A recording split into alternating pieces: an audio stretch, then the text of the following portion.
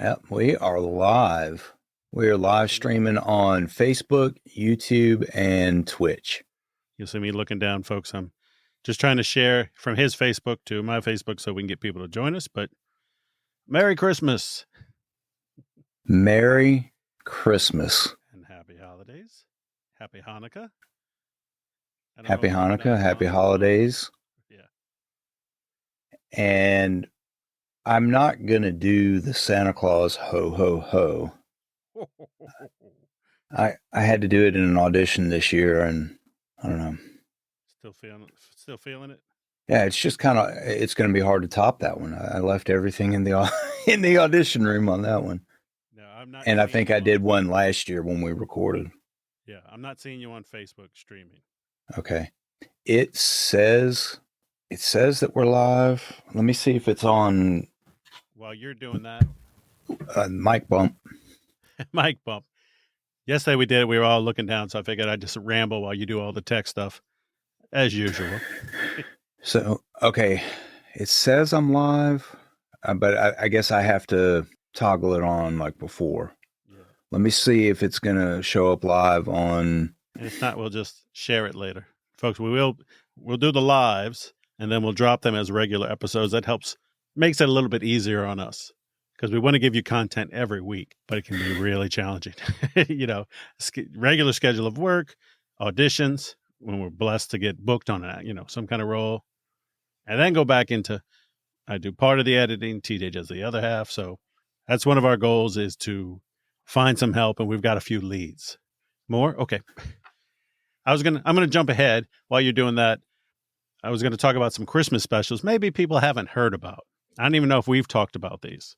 Is somebody chatting? Just me. It sounded like you reacted to somebody. No. That was just me. I looked at you to see if you were still finagling. Yeah, I'm trying to figure it out. So we did this yesterday, and we were just practicing with the tech, and there's about 9 minutes of us doing this. Are we on? Are we on? So I was going to try to be a little more entertaining. And the first special I want to talk about is called A Wish for Wings That Work. And if you've ever read, it's Opus the Penguin. I just forgot the other place. Something County. Blossom County? It was a comic strip. And I just blanked on the regular name. But Opus and Bill the cat.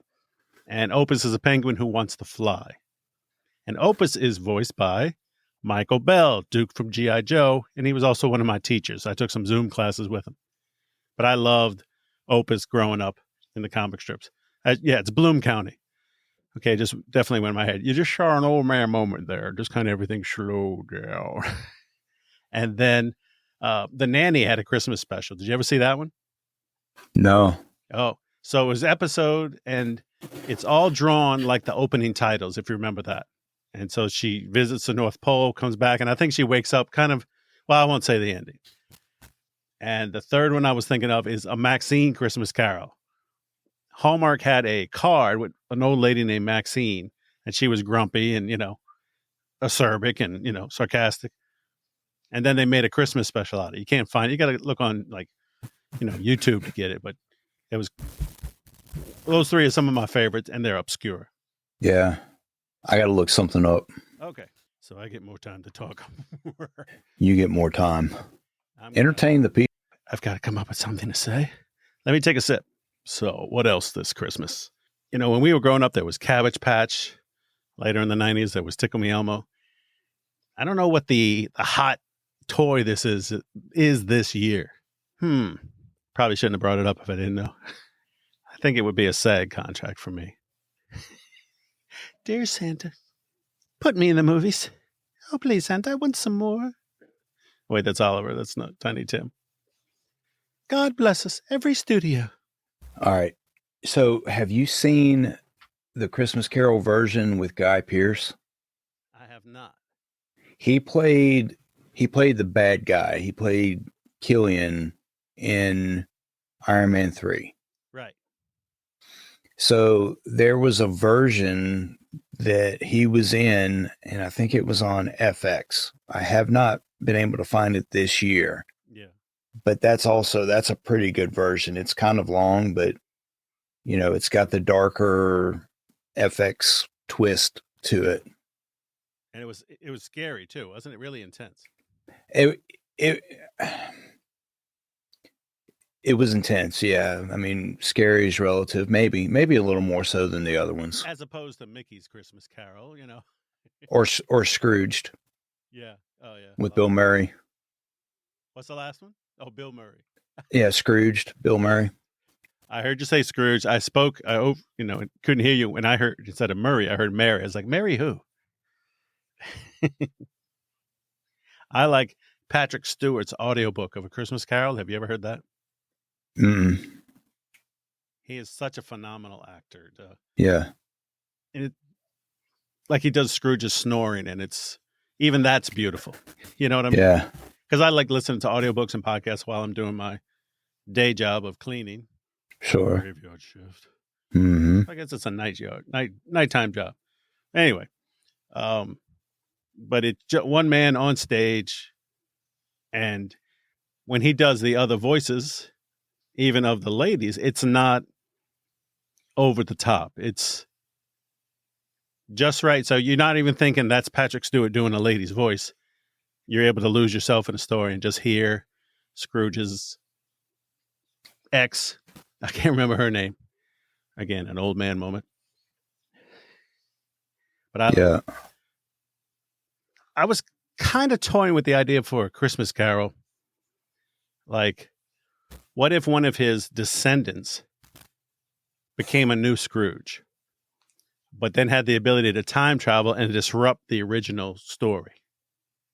But once they did, as all time travel stories do, now you have a paradox. Now you have the world's in ruins even more so. So they have to go back and recreate it. So they have to become the ghosts with special effects or whatever they have to do. Yeah. And then I remembered a real Ghostbusters Christmas Carol. Did you ever see that? No. Okay, so it was the cartoon, and it was voiced by, I forget. I'm not going to go into that. But basically it was the same thing, and I was just recreating it years later. I was like, I can't do that. That's a good so it must have been buried in your mind somewhere that you thought of it. Yeah, and I love that one. But it's the same thing. They go through a time warp. They actually get hired by Scrooge. They disrupt the ghosts. And then they have to recreate it with them being the ghosts and to set everything right. Tearing the fabric of time that has to be repaired. Exactly. I mean, there's nothing saying you couldn't do a live action reboot of that. It seems that we are in the decade of reboots. There's no reason why you couldn't. I don't think. True. I think it could end up being pretty good. It could. A sci-fi twist on a Christmas story or a Christmas Carol. Yeah. And it still was original. Just happened to something that came up out of my subconscious. Kind of like when we talked to Rick Overton. You try to say something funny and you realize later, I heard that then. So it's not really plagiarism. Right. But I'd still want to put more of a twist on it. But that would just take more work in the writing. And there's a lot of thoughts, and I haven't sat down and wrote anything. Now, are we live on Facebook? There it goes. Yeah, I think we are. We are. So. I had to toggle the switch, the privacy switch to public. And you did it. So I just want to share that so people can, on my page, can see it. So you go ahead. Any specials or movies you want to bring up? Yeah. Wait, are we talking Christmas movies or movies that we've been in that are now available? Just Christmas movies, and we can talk. We'll end with sharing some things like we did yesterday of stuff we've done, things we can talk about. Yeah. No, I was just sharing it to the page. So I think we're going to watch A Christmas Story tonight. One day. You're going to wait one day before the marathon. The marathon. Yeah. Well, I have it. I have a copy of it. Me too. I have VHS, DVD, Blu-ray, and digital copy. And streaming, of course, you can find on Max. But I still watch the marathon, and it's 2 channels now. TBS and TNT, and they're an hour set apart. So every hour you could watch the opening if you wanted for 24 hours. And have you seen the sequel, the 2022 or 2023, whenever it was, sequel that came out? 2 years ago? Yeah, I saw it. I like that. I know they did another one, another Christmas Story sequel. I'm not counting that one. I'm counting this one with whatchamadoodle. Little Ralphie grown up. Yeah. I'm drawing a blank on his name. Peter Billingsley. Peter Billingsley. Who I just saw in Elf last night. I was watching that. Yep. He was in something else too. He was the counter guy in Four Christmases with Vince Vaughn and man, what is her name? Reese Witherspoon? Reese Witherspoon. Yep. Yeah, he was the airline counter guy. Yeah. When they were trying to check in to their flight to go to Tahiti or wherever they were going. I know they're friends. Of course, he and Favreau are friends. And Vince and Favreau. They all could, but they did a comedy touring film like The Wild West or something that was supposed to come to New Orleans right as Katrina hit. And Peter directed it. So they delayed it and then finished it up. So it's all coming together, folks. Mic bump. Playing. It's all coming together. Plink. We'll fix it in post. Oh, wait, there's no post. We watched Hawkeye, obviously Christmas movie theme right now. Yeah, we watched the Hawkeye series this weekend, me and the kids. Yeah. And when you did that mic bump and I made that sound, it reminded me of the scene where he had to fight the LARPer. Yeah. And the LARPer got to kill him so he could get the suit.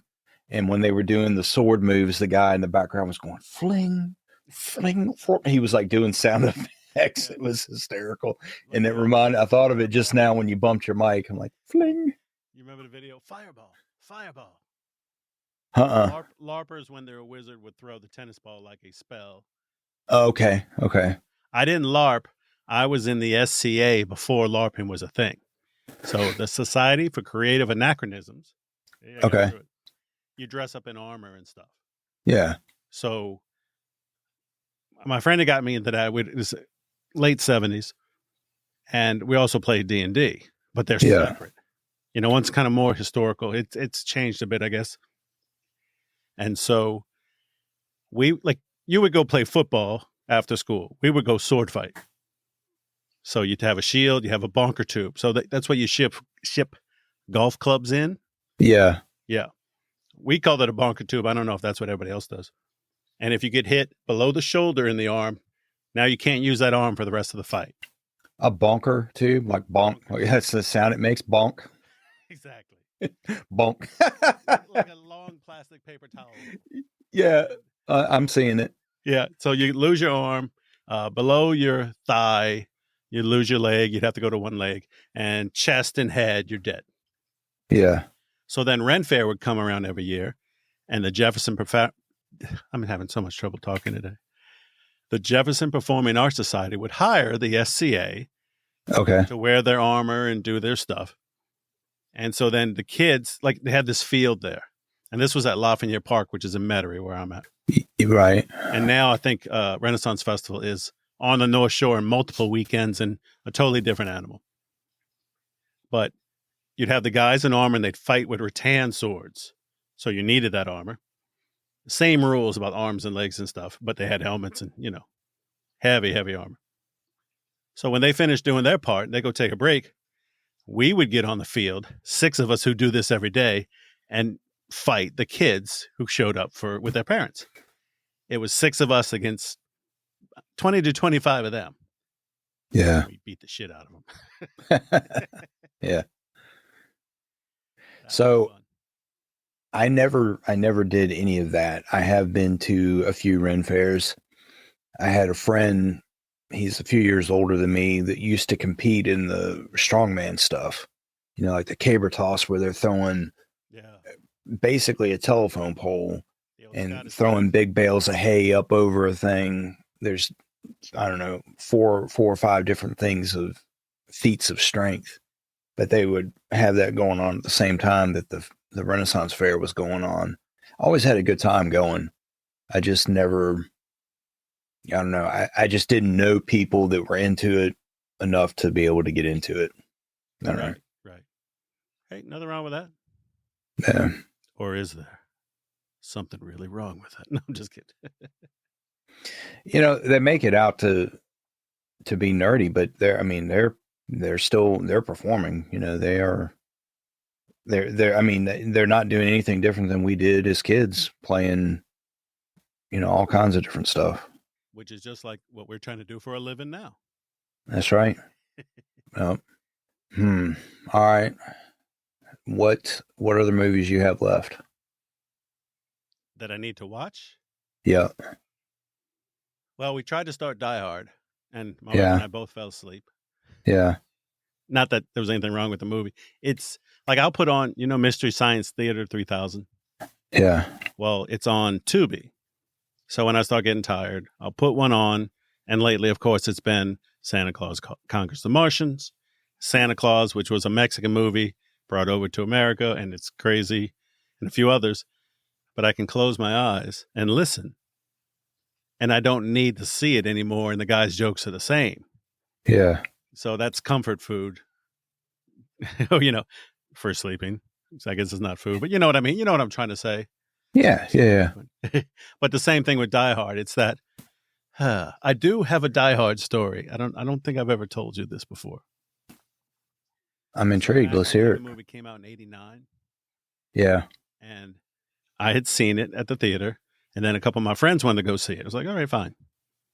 And we were middle back, not all the way back, second and third row from the end. And I got up to use the bathroom. I came back in, and I'm watching the screen. And I see a couple of people, and I scoot in, and I sit down.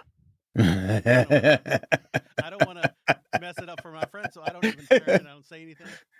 And something happened, and I go, hey, look at that. Oh! Wrong people. And my friends waited for 20 minutes for me to notice, and they were pissing themselves laughing. Oh, it was a good time. Did I ever tell you the story that I worked at a movie theater as my first job? Yeah. So we hired this guy after I had been working there for several years. To this day, I can't remember his real name, but we called him Randy. I think his real name was Rusty, but we called him Randy. Do you remember MTV had Randy of the Redwoods? He would do like crazy stuff and he would talk and point. He kind of reminded us of that guy because he was just out there funny like that. He was college roommates or in the same dorm as the, what's that group? They used to do crank calls and they would record it and they got really, he was friends, college friends with the Jerky Boys when they were doing this stuff before they became famous. So that just gives you a little bit of the mindset of this kid. So a big group of us from work were watching a movie one night. He's like, watch this. And the movie was something scary, maybe a little bit gross. And he does this heaving sound and then he pours a soda with ice on the floor. And it sounded like he was upheaving and it was hysterical. And that kid did stuff like that all the time. It was like living or working with a live comic. He was crazy hysterical. I don't think he meant to be most of the time. Yeah. That kid was George Lucas. Wait, what? He grew up to run Star Wars. I think he got into some type of animation. That was the path he was taking. One of the Jerky Boys plays Mort Goldman on Family Guy. Oh, interesting.